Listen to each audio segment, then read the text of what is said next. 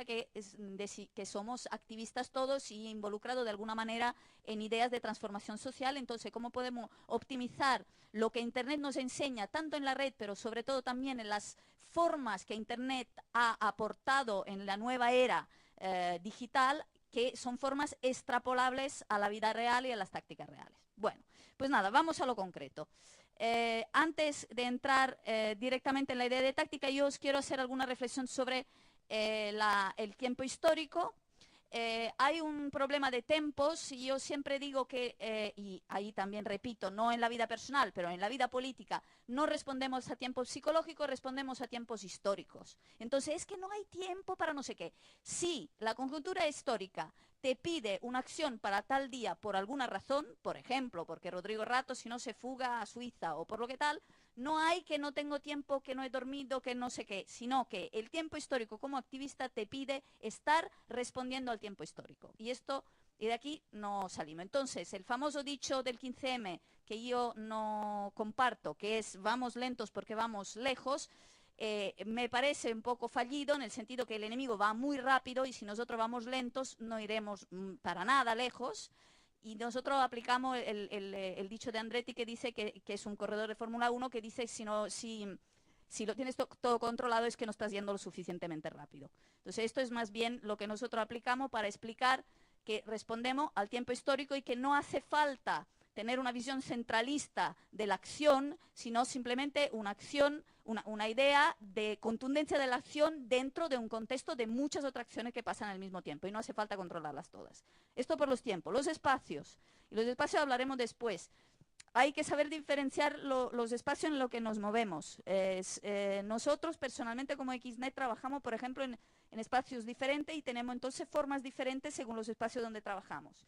XNet es un espacio cerrado, es un espacio de afinidad cerrada. La gente que estamos en XNet somos súper amigos, sabemos todos los unos de los otros. Es un espacio de afinidad y confianza total. Podemos decir cualquier cosa, hasta podemos llorar juntos, cosa que luego os diré que está prohibidísimo llorar por esto de venir llorado de casa y todo eso. Pero quiero decir, es un espacio muy, muy de afinidad. Y esta es una opción que no es más o menos democrática, sino que nos da la gana que sea así, ¿vale? Y ya está. Luego hay otro tipo de espacio en que también trabajamos, que son espacios más abiertos, en que en que las relaciones son diferentes, como por ejemplo el FC Forum, que es un espacio que tenemos, que es como un espacio de lobby, en que nos interrelacionamos con otros colectivos que tienen los mismos intereses y que no tienen el mismo tipo de afinidad. Entonces ahí tendremos un comportamiento diferente. Y luego, un espacio muy importante que el 15M ha fortalecido y ha vuelto a darle una identidad renovada, históricamente renovada, son los espacios de asamblea en los que nos diluimos, no intentamos ahí aplicar nuestros sellos, sino el espacio de una asamblea del pueblo es un espacio en que cada uno de nosotros con sus capacidades, siendo de XNet o no, viene como individuo a participar de la asamblea colectiva. Entonces son espacios diferentes que cada uno tiene su función y volveremos a esto más adelante. Y luego hay toda una parte importante que pero aquí no desarrollaré, que es la era digital y la época del capitalismo cognitivo. Es una época que se basa mucho en el lenguaje, justamente porque a través de Internet podemos llegar con el lenguaje muy, muy lejos, y entonces la guerra que estamos luchando es una guerra de lenguaje, y esto quiere decir que es una guerra de estética, de imagen, de qué tipo de mensaje te llega a los ojos para que te llegue al cerebro, para que te llegue a las tripas. Y entonces tenemos que cuidar muy mucho el uso que estamos haciendo, el uso estético que estamos haciendo del lenguaje, porque estamos produciendo comunicación, y la comunicación no es una cosa monodimensional, sino que tiene diferentes tipos de espesores y de impacto con él o los interlocutores, y entonces tenemos que cuidar el lenguaje a través del cual nos comunicamos. O sea, tenemos que saber el uso de las palabras que estamos haciendo. Vale, dicho esto, yo he estructurado un esquema facilísimo, con lo cual luego las revoluciones salen niqueladas, en 15 puntos. Si se aplica, la revolución sale, ¿vale? Pero hay que aplicarlos todos, no hay que saltarse ni uno. Vale, punto 1, mi favorito, hay que venir llorados de casa. Esto está claro, ¿no? Entonces, ¿esto qué quiere decir? Quiere decir que tenemos que trabajar el objetivo que tenemos. Esto parece una cosa evidente y no lo es tanto. Porque el objetivo que tenemos no es reafirmar nuestra identidad, trabajar nuestras patologías o eliminar nuestras patologías o defender nuestra ideología. No, el objetivo es, como el mismo nombre indica, el objetivo. O sea, que, ¿sabes? No es seamos puros anticapitalistas, por ejemplo, o auténticas feministas. No, el objetivo es, concretamente, qué es lo que queremos hacer, qué es lo que queremos hacer, pero lo que queremos hacer. O sea, algo concreto que tú puedas decir, pues mira, mañana salgo y voy a hacer esto. Entonces, en el texto que está colgado en conserva hay algunas otras reglas básicas, pero vamos a pasarlo por encima. Básicamente, para saber si tienes un objetivo de verdad o no, tienes que contestar a la pregunta ¿por qué? Y a veces, aún contestando esta pregunta, no es verdad que tienes un objetivo concreto. Lo que quiero decir en todo esto es que el corpus ideológico que cada uno de nosotros trabaje, que sea su motivación vital, se le ocurra en casa. No lo viene a comentar en la asamblea. Se le ocurre en casa. En el espacio de coordinación táctico para cambiar la historia de la humanidad, hablamos de qué cojones hemos venido a hacer todos juntos. No, ¿vale? No de lo muy puro que seamos, de menos puro, todo esto. Se viene a hablar de qué coño hemos venido a hacer juntos. Teniendo en cuenta que los humanos somos todos diferentes, entonces, por mucho que nos hagamos paja sobre los matices, el anticapitalismo, el precariado, y si es cognitivo realmente o no, y tal y todo esto también en casa. Entonces, aquí venimos con cosa concreta, se concluye rápidamente, decimos esto se puede hacer, no se puede hacer, pum, pam, y listos. Vale. Punto 1, venir llorados de casa. Punto 2. ¿Quiénes queremos ser y somos? El lugar desde donde sale la acción.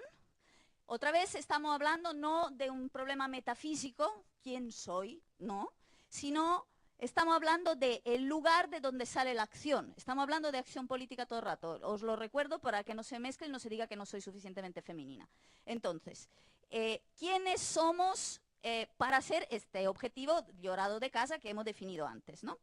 Entonces, esto no es muy importante, porque la tendencia normalmente de los movimientos sociales es decir somos todo, ¿no? Entonces, claro, ahí uno ya tiene un problema. ¿Quiénes somos? Quiere decir que podemos ser un individuo, podemos ser un grupo, podemos ser Xnet, podemos ser Simona, podemos ser un blogger, podemos ser... Entonces yo he hecho una lista de hipótesis, supongo que hay otras, ¿no? Porque puede ser eso, un individuo, un grupo cerrado, como os he dicho, Xnet es un grupo cerrado, un grupo abierto, como puede ser, bueno, no sé, Democracia Real Ya, por ejemplo, un grupo difuso, como es 15M para rato, por ejemplo, que no se sabe dónde empieza y dónde acaba, una plataforma de grupo y o de persona como es FS Forum, Red Sostenible, o sea, que son como federaciones de otros grupos sueltos, etcétera, etcétera. Puede ser un medio de comunicación, puede ser muchas cosas, puede ser un Ateneo, puede ser muchas cosas. Esto, pero no es lo mismo.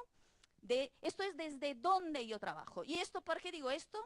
Para impedir que uno diga, para impedir que uno diga yo no puedo hacer esto porque no soy no sé qué. Tú eres lo que eres, ¿vale?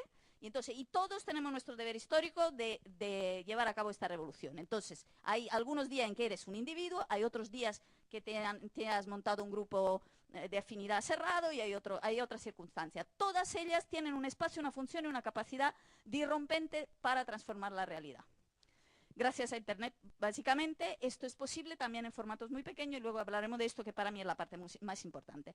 Una cosa es saber lo que se es y la otra cosa es saber cómo nos manifestamos. Una vez que sabemos quiénes somos, tenemos también que decidir cómo nos manifestamos fuera para cumplir el objetivo 1. O sea, el objetivo decidido en el punto 1. ¿Esto qué quiere decir? Que, por ejemplo, Xnet, que es consciente de tener una identidad cerrada, por ejemplo, decide que para el objetivo que se ha decidido, en aquel caso en concreto, se juntará en una federación de estos grupos y será una plataforma. O se manifestará, pero con un otro nombre anónimo y difuso. O sea, diferente es saber desde dónde, desde qué lugar tú estás llevando a cabo la acción y cómo te manifiestas hacia afuera con esta acción. O sea, cómo quiere que esta acción, la gente que la vea o que la reciba, diga, hostia, esta acción está ocurriendo gracias a un blog, por ejemplo. Puede ser Xnet, pero en realidad se manifiesta como un blogger que se llama, no sé, Mario Fernández.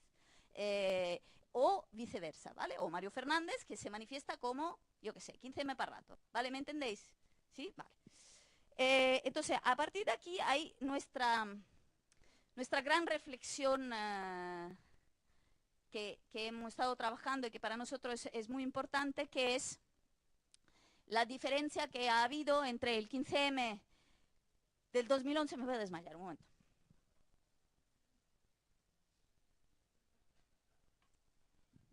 La diferencia que hay entre el 2011, el 15M del 2011 y el 15M de 2012. O sea, durante el 2011, el 15M, la preparación que ha habido del 15M ha servido para levantar una gran cantidad de gente y de energía de una manera poco sutil, pero muy, muy impresionante, ¿no? Nosotros cuando comentamos esto como XNet, decimos que es el formato manada. Y entonces alguna gente, el otro día he dado una charla y me han dicho, yo no soy ninguna vaca, no soy ninguna manada. Digo, no, o sea, manada, no, en serio, se ha ofendido a la gente.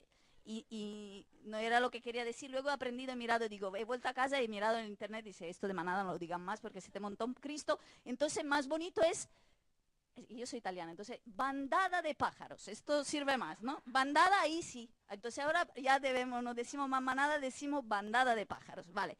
Somos una banda, en 2011 somos una bandada de pájaros. ¿Qué quiere decir esto? Que damos bandazos, como toda buena bandada, pero es una gran fuerza de mucha gente en conjunto que no tiene una idea muy sutil, pero sí una idea muy poderosa que los junta, y en la que el liderazgo o ser el centro, ser el borde en sentido de la parte más expuesta, etcétera, etcétera, se cambia de manera natural. El liderazgo, habrá un pájaro que conduce durante un tiempo, luego se cambiará por otro cuando giran, entonces viene el de aquí, es el que lidera. O sea, las funciones internas de este grupo, de una forma relativamente orgánica, se manifiestan de manera que el grupo funciona. Entonces, esto es lo que hace una bandada de pájaros. Por lo contrario, luego en 2012 se cambia, y ahora explicaré por qué.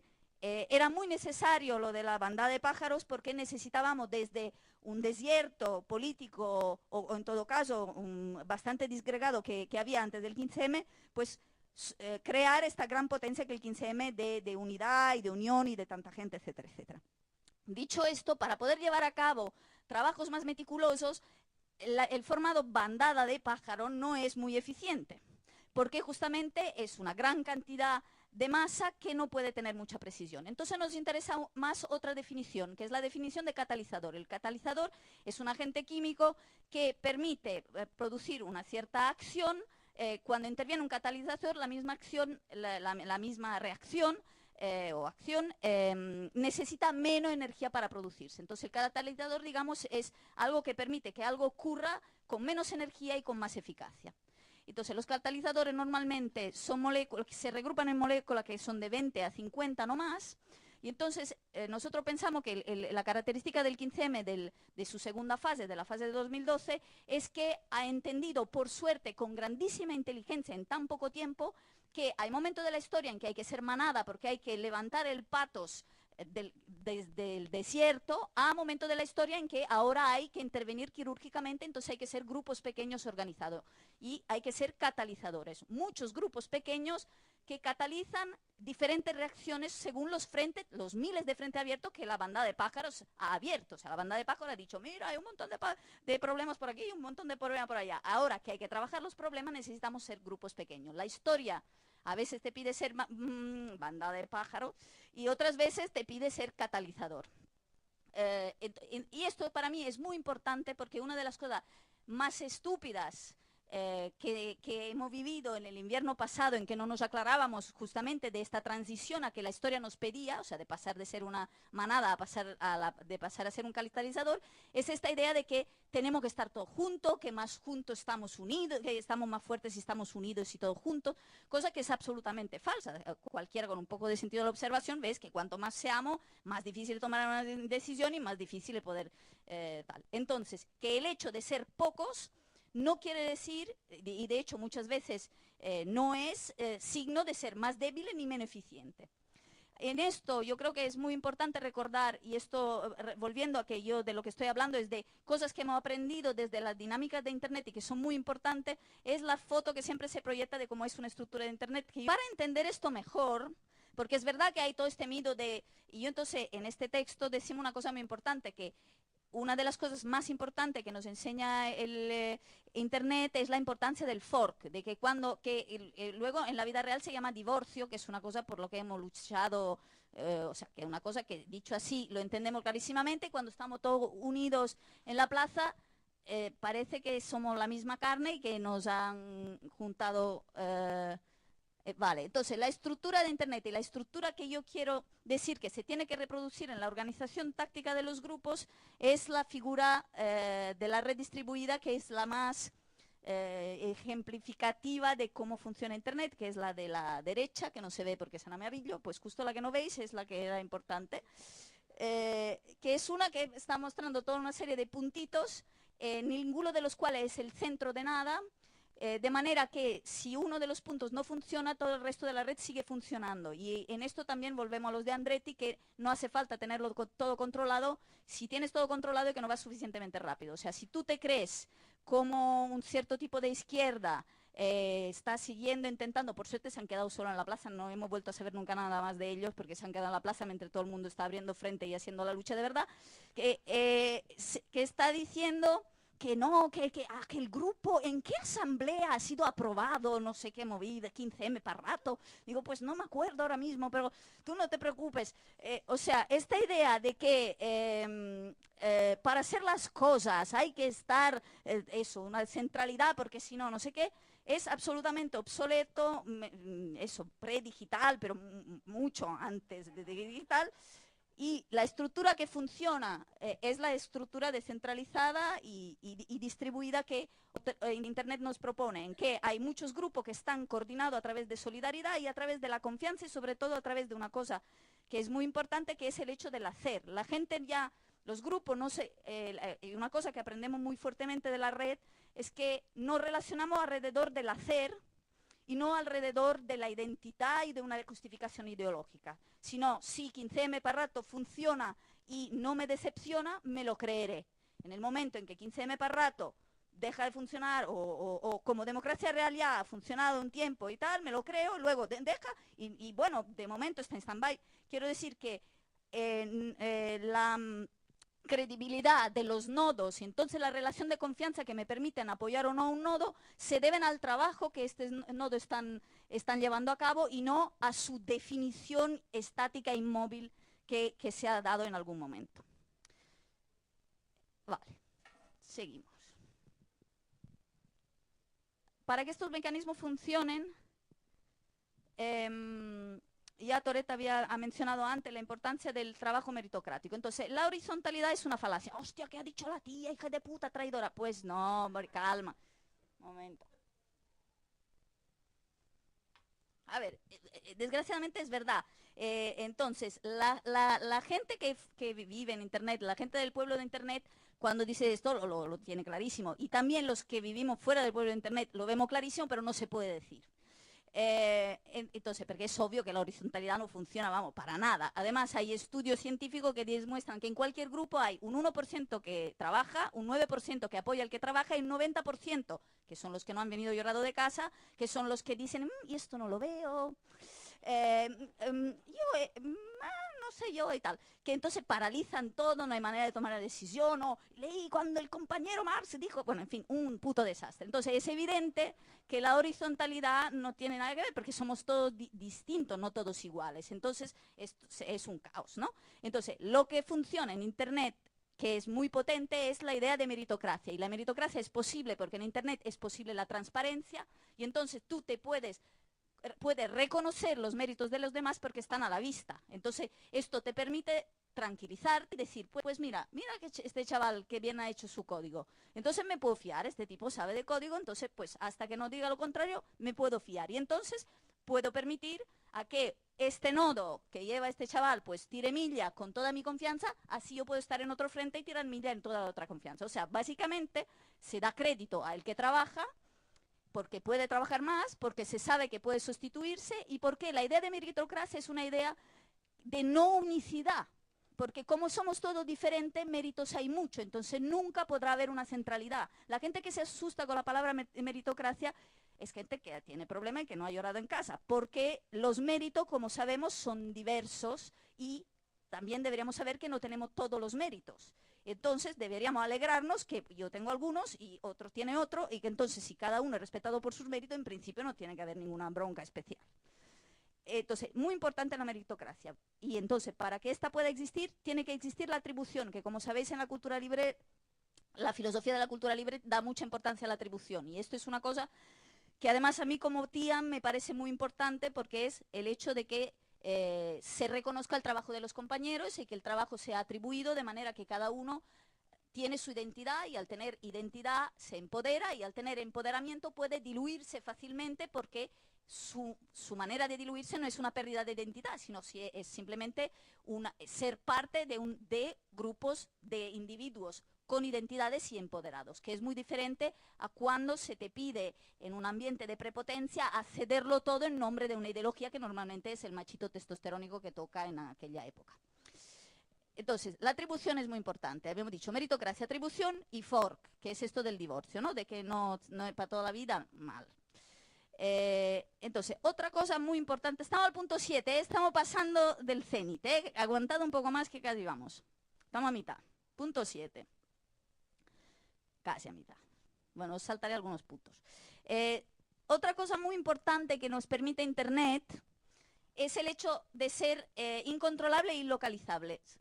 Entonces, somos ilocalizables e incontables, podemos operar desde Internet sin que se sepa desde dónde ni cuántos somos. Entonces, esto es una cosa que cualquier guerrilla siempre le ha encantado esto. O sea, es un puto chollo. O sea, la gente tenía que ponerse camuflaje con hoja de tal para que no se le viera, y ahora que nosotros podemos hacerlo, nos empepinamos a decir, todos a la calle, de manera que se ve que somos 23 y no el millón que habíamos prometido que éramos. O, ¿has acordado de recoger firmas? Entonces recoge 115 firmas. Fatal. Entonces, ya que tenemos la oportunidad táctica de que seamos incontables y localizables, por favor, dejémonos de dar al enemigo la posibilidad de contarnos y de localizarnos. No se recogen firmas y no se convoca, a menos que, y aquí viene mi fórmula del 10%, que es una fórmula infalible, y si no, os devolvemos el dinero. ¿Qué es?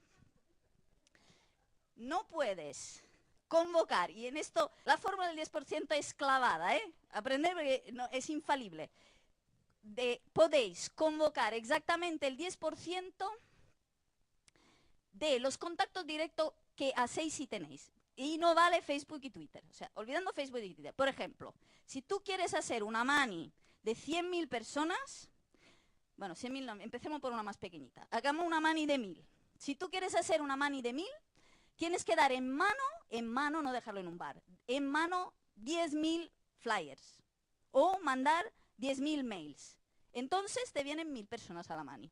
Si no tienes estos 10.000 mails ni los 10.000 flyers, es inútil que te desgañites diciendo mani masiva de no sé cuánto, porque no va a ser masiva, porque tú no tienes acceso a que sea masiva. Entonces, para convocar manis masivas, hay que saber que la fórmula del 10% es absolutamente clavada, menos algunos casos históricos muy excepcionales en que ha habido mucho curro, como Democracia Realidad, o sea, como el 15M, etcétera, etcétera, en que hay 3 meses de curro para preparar una mani masiva. Entonces, os hago un ejemplo de cómo no se hace, que lo he encontrado ayer y lo encuentro fantástico. Este señor, que no sé quién es, mal hacer. Este señor, imagen 1, si puedes abrir todas las imágenes.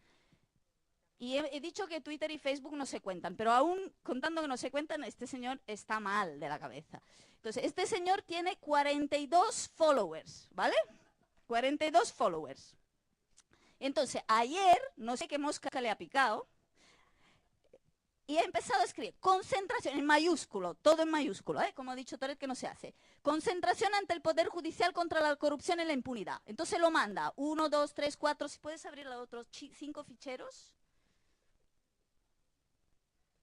Vale, lo manda, o sea, esto multiplicado por 5 ficheros, entonces conta 25 veces. Entonces, este señor, aplicando la fórmula de tal, contando que además en Twitter no vale, porque Twitter es más aleatorio, o sea, el trato tiene que ser directo, etcétera. Suponiendo que valiera en Twitter, tiene la seguridad que a su mano irán 4,2, que yo además sé quién son. Él, su novia, posiblemente su madre, con alguien con un niño pequeño, que es el 0,2%, y el vecino de arriba. Entonces, este señor, pero que es un criminal, porque imagínate, yo recibo esto en mayúsculo y digo, hostia, hay una concentración. O sea que es una putada que estás haciendo tú a la peña sabiendo que vas a con mani masiva, que sabes que van a vivir 4,2 personas. Entonces, como lo sabes antes, por favor. No, en serio, y esto es así. O sea, en serio. O sea, y dicho esto, no quiere decir que no se puede hacer nada, porque aparte de mani masiva, se pueden hacer otras cosas. Aparte de concentraciones masivas ante el Poder Judicial contra la corrupción y la impunidad, pues se pueden hacer otras cosas, ¿vale? Entonces, no perdamos la calma ni la confianza en nuestras capacidades, ¿vale? Sí, gracias. Vale, gracias. Gracias. Vale, entonces, vale, esta era la fórmula del 10%. Seguimos. Vale, me he olvidado una cosa un poco importante, que una vez que sepamos el objetivo que tengamos, una vez que hayamos llorado de casa, una vez que sepamos quiénes somos, una vez que sepamos cómo queremos que se nos vea, tenemos también que decidir cuál es nuestro interlocutor, o sea, a quién, sí, cuál es nuestro target, se diría. Target es lo que en lenguaje militar es el que tienes que abatir. En nuestro caso no tienes por qué abatirlo, o sea, que estamos refiriendo simplemente del objetivo. Por ejemplo, en Guiseme Parrato, pues el target sería Rodrigo Rato, pero no solo. En realidad, el target es mucho más amplio. También en el caso de Guiseme Parrato bueno, no es un buen ejemplo porque es compleja la campaña de Guiseme Parrato, o sea, se debería pillar una cosa más sencilla. Pero lo que quiero decir es que el target, ¿entendéis target? Vale. Tenemos que pensar cuando a quién, estamos hablando de campañas virales, de campañas tácticas, de campaña política, a quién va dirigido. Que no es el objetivo, ¿eh? El objetivo es, mi objetivo es, no sé qué, que Rodrigo Rato se vaya a prisión, eso es un objetivo, pero a quién va dirigida la campaña, pues puede ir dirigida, para conseguir este objetivo, pues puede ir dirigida al juez, a la sociedad civil, o sea, a los periodistas, o sea, puede ir dirigida la campaña a otra gente con la intención de conseguir este objetivo. Entonces, una vez más, he desglosado algunas hipótesis, que pueden haber más.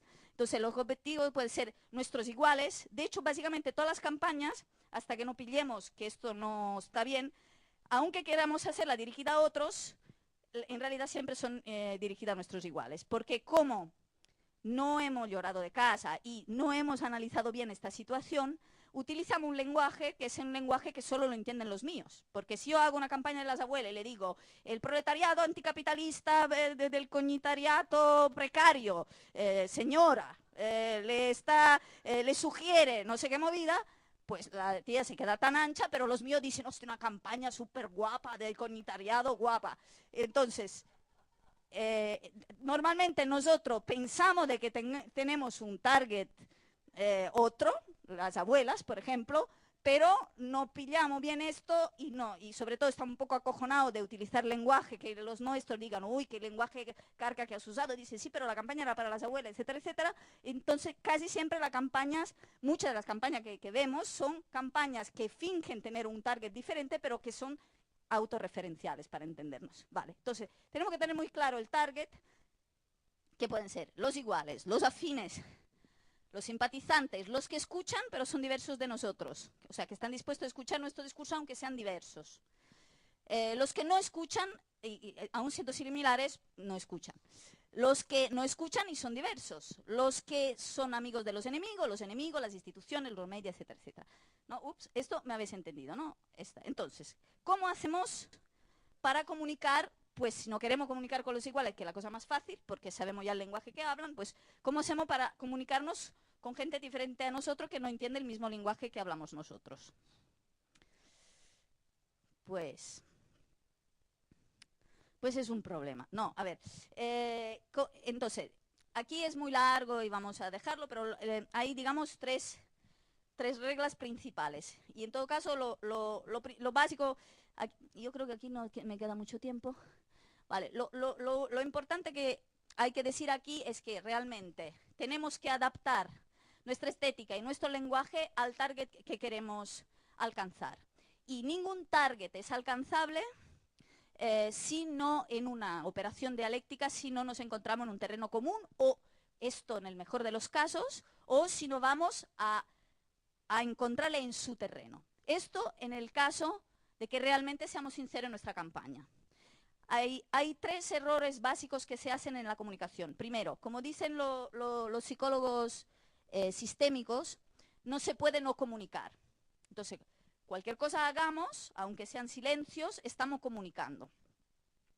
La otra cosa que es un poco el contrario de esto es que el exceso de comunicación es spam, o sea, no produce ningún mensaje, como el señor de la acampada tal, que nunca más nadie le dará ni bola, o como esto de que cada día hay que salvar los pingüinos, luego el otro día ocupamos, no sé cuánto. O sea, que el exceso de batiburrillo, se llama eso, batiburrillo, y no exactamente mensaje.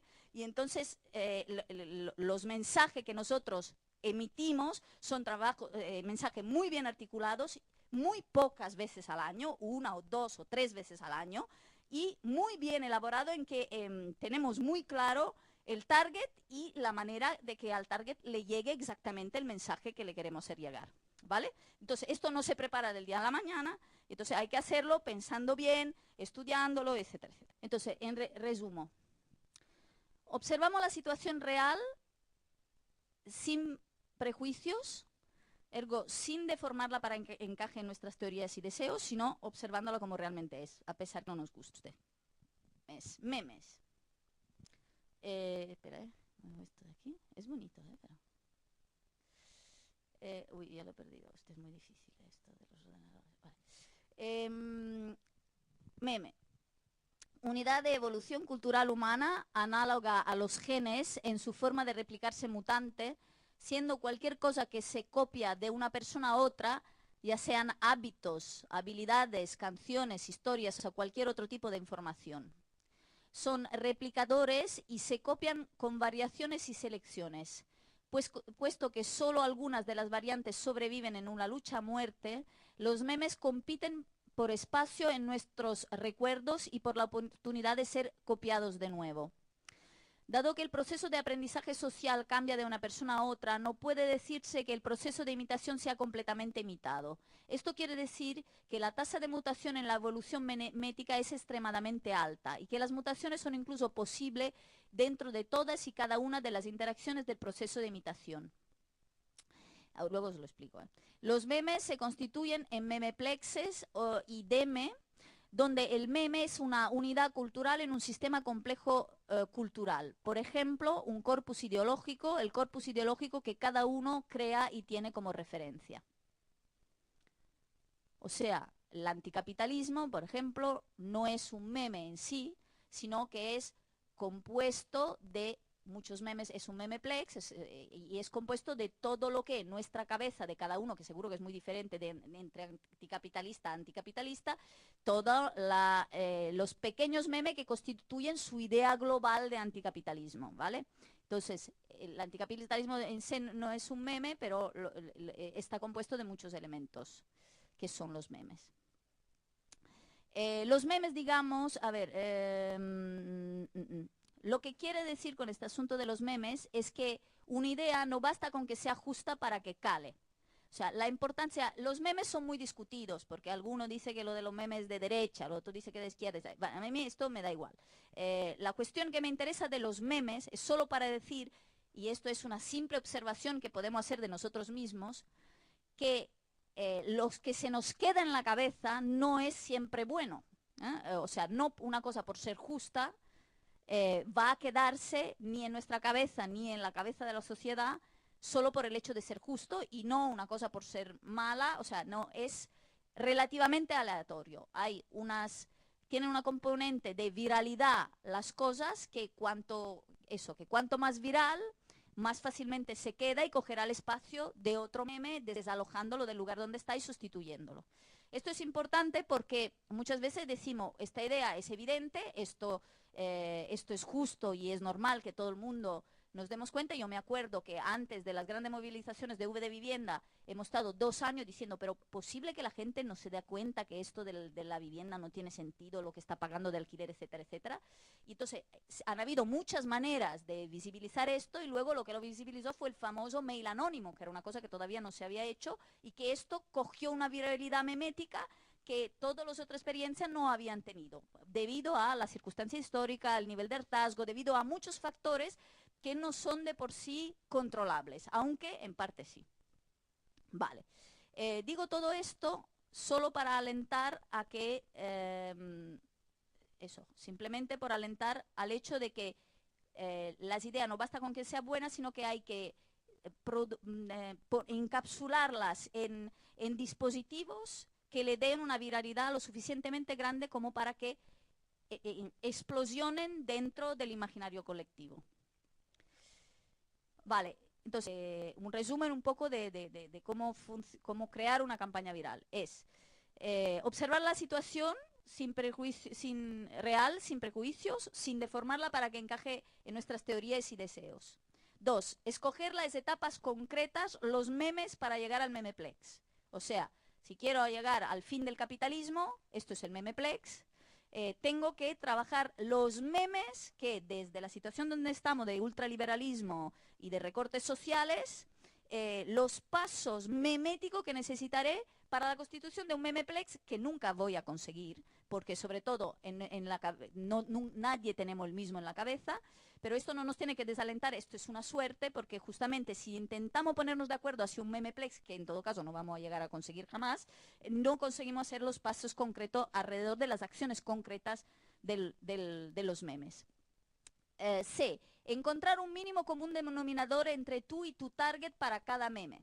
Entonces, lo que estamos diciendo, hablar desde los espacios de posible comprensión.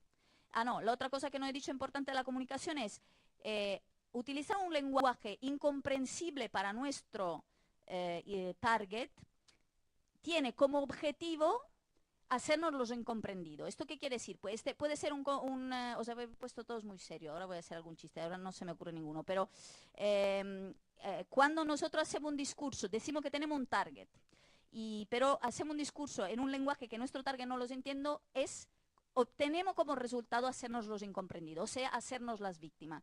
Muchas veces lo hacemos de forma inconsciente, porque no hemos llorado en casa. Si hubiésemos llorado en casa, sabríamos que si realmente queremos interlocutar con nuestro target, tenemos que hacerlo en un lenguaje que él lo pueda comprender. Muchas de las campañas izquierdosas que hay son campañas con imaginarios y lenguajes incomprensibles para el target. Se acusa al target de no comprender. En realidad, nosotros lo que estamos haciendo de forma evidente es hacernos los incomprensibles porque deseamos ser incomprendidos, deseamos ser antagonistas, deseamos ser no comprendidos por el target, ¿vale? Vale, encontrar un mínimo común denominador entre el karma, vale. De crearlo en el orden correcto, o sea, una vez que sé lo que tengo que decir, etcétera, etcétera, pues lo hago, ya está. Antes de lanzarlo, y solo una vez que está completamente acabado, porque no quiero molestar a gente que está muy ocupada, abro con mis afines, recojo Entonces, hay una cosa, esto muy importante también. Normalmente, ¿qué se hace? Dice, tengo una idea genial, deberíamos acabar con el precio abusivo de la vivienda. Entonces, creo un grupo, empiezo a molestar a la gente que está trabajando en otros temas, por ejemplo, los recortes en sanidad o de esto, o sea, que está ocupada en movidas, y le digo, debemos todo junto porque esta idea es buenísima. Entonces, y luego me mosqueo porque no viene nadie.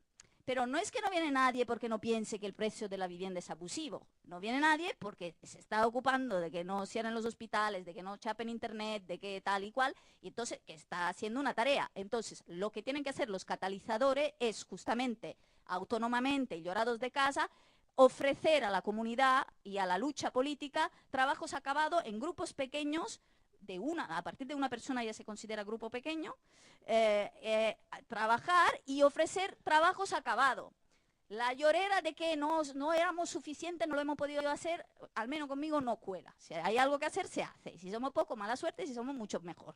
Pero el hecho de que no haya gente no quiere decir ni que la lucha sea equivocada, ni etcétera, etcétera. O sea, que se tienen que ofrecer a la comunidad.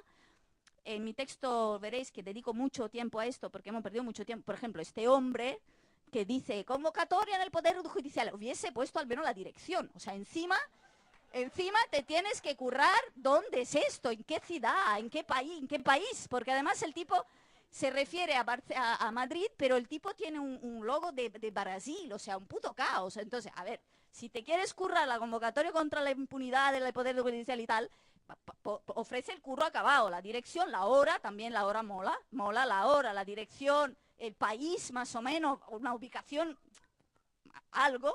Y entonces la gente dice, hostia, interesante propuesta, ¿vale? Ok, no se me entendió, vale. Vale, entonces una vez que lo tengo acabado, pregunto a los colegas, los de sanidad, todos estos otros noditos que están ocupados en otras tareas, oye, voy a lanzar esto que está acabado, ¿tenéis algo que añadir? O sea, los compañeros lo miran y dicen, perfecto, te ayudamos tal, porque no te da más curro, ¿no? Simplemente pide un momento de enfocar la dirección a apoyar uno de los nodos en un tiempo breve, porque este nodo será autónomo y sabrá vivir solo sin llorar todo el rato a los otros nodos de ocuparse de él, ¿vale? Una vez hecho esto, lo lanzo. Y entonces ahí viene la parte más impactante. ¿Por qué es impactante? Porque suelto en dirección del target, sabiendo que tendrán la repercusión del 10%, la fórmula infalible, en comparación al alcance de diseminación de la que yo tengo en poder, digamos, los datos exactos, ¿vale? Entonces, y esto está muy bien. O sea, si yo sé que puedo alcanzar eso, 4,2 personas como este chaval, pues hay dispositivos muy eficientes que pueden hacer algo con 4,2 personas. O sea, no es ningún problema. Si sé que si tengo en mi agenda pues 1000 personas, pues sé que contaré con 100. Entonces, en lugar de hacer una mani multitudinaria en el Paseo de Gracia, pues haré una convocatoria en la Plaza del Pi, por ejemplo, y que entonces quedará bien arropadito y quedará contundente en vista aérea, quedará de puta madre. Entonces, vale. Entonces suelto y tendré un impacto del 10%.